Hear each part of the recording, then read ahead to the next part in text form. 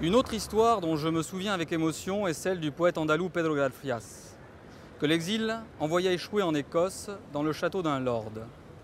Le château était toujours inhabité et Garfias, andalou, inquiet, allait chaque jour à la taverne du comté et, silencieusement, car il ne parlait pas l'anglais, tout juste un espagnol gitan que moi-même je ne comprenais pas, buvait mélancoliquement sa chope solitaire.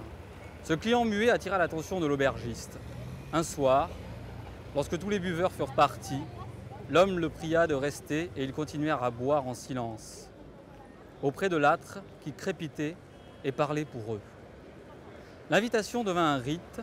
Chaque soir, Garfias était accueilli par l'aubergiste, solitaire comme lui, sans femme et sans famille. Peu à peu, leurs langues se délièrent. Garfias racontait à son hôte toute la guerre d'Espagne, avec des interjections, des jurons et des imprécations très andalouses. L'aubergiste l'écoutait dans un silence religieux, sans comprendre bien entendu une seule de ses paroles. À son tour, l'Écossais se mit à relater ses malheurs, probablement l'histoire de sa femme qu'il avait abandonnée, probablement aussi les exploits de ses fils dont les portraits en militaire ornaient la cheminée. Je dis probablement car durant les longs mois que durèrent ces étranges conversations, Garfias non plus ne comprit pas un seul mot des discours de l'aubergiste.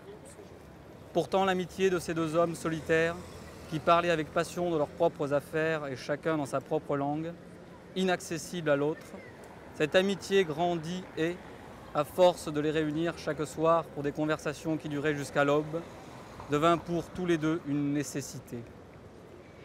Quand Garfias dut partir pour le Mexique, ils se quittèrent en buvant et en parlant, en s'embrassant et en pleurant.